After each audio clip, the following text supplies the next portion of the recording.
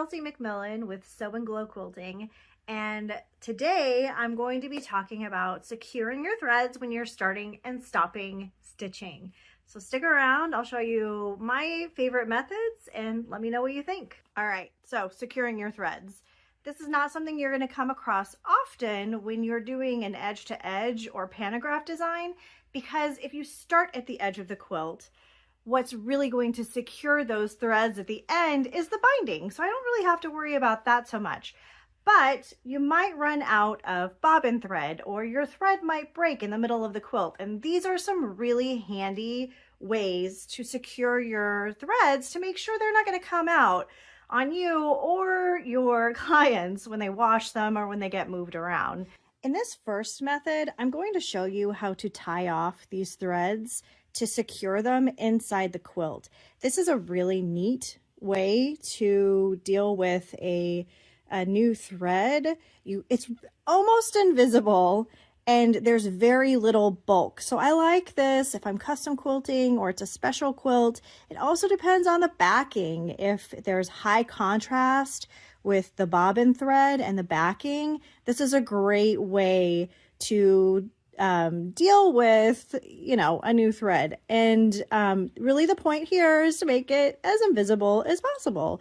So here I have run out of my bobbin thread and I have pulled out many stitches to get this good length here of thread. Now I have my bobbin thread and my top thread here, and basically I'm going to use this really handy tool that I found. It's called, if I can pick it up, it's called the Snag Nabbit tool. And this is really cool because it has this big giant plastic loop here. And so you can use this to pull your threads through the quilt and you don't have to worry about having to thread a tiny little needle in the middle of all this. So it's a really great little tool. I'm going to do another video soon about tools just like this. But so far, this has really been my favorite one. So it's called Snag Nabbit. So basically, I'm actually going to use my needle to get a nice knot as close to my quilt as possible. And I'm just really going to use the needle to pull this knot very close to my quilt. Now, I personally like to deal with the stop and start separately.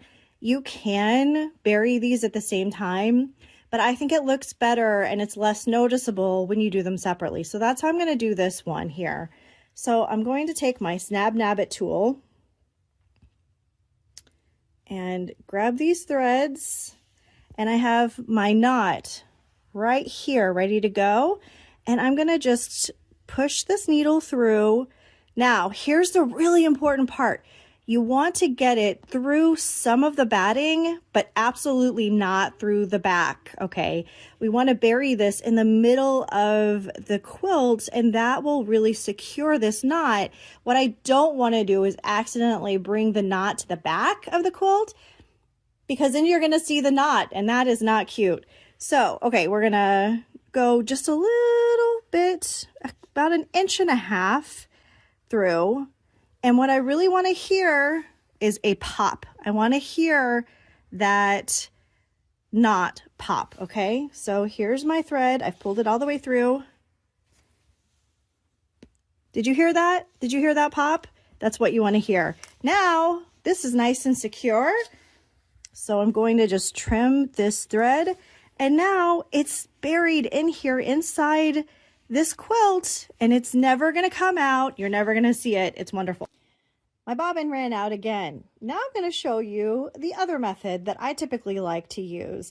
This works really well if you don't have a lot of contrast with your top thread and quilt top, but also with your bobbin thread and the quilt backing. What you don't want to do is add a lot of bulk, but right here, I really feel like it's going to blend in. And so I feel comfortable using this method. And basically what I'm going to do is I am going to pick a spot on the existing stitching right before it broke. I am going to come back about 3 or 4 stitches and push my needle down right on that stitch line. Now this can be a little tricky. You can always try a couple different times. It's not a problem if you don't get it the first time. I try really hard though to get it right on the line.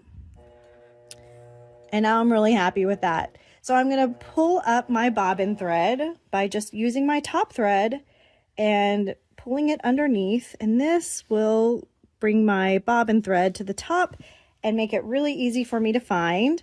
And now I'm going to put my needle down in the same exact spot.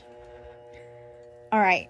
Now, when you use a domestic machine and you use a back stitch to secure your thread, this is the same idea.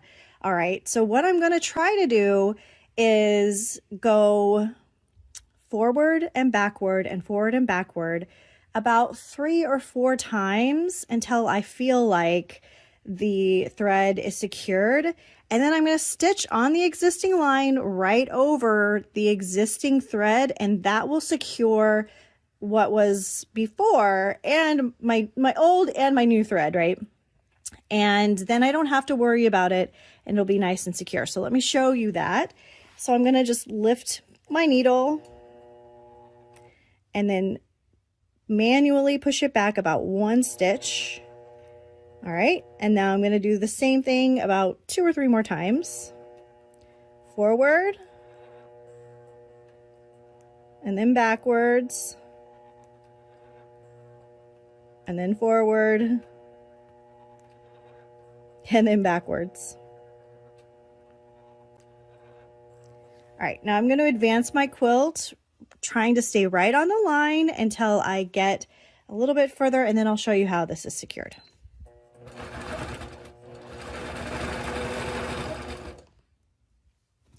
All right, so this thread is not going anywhere, and these threads are nice and secured.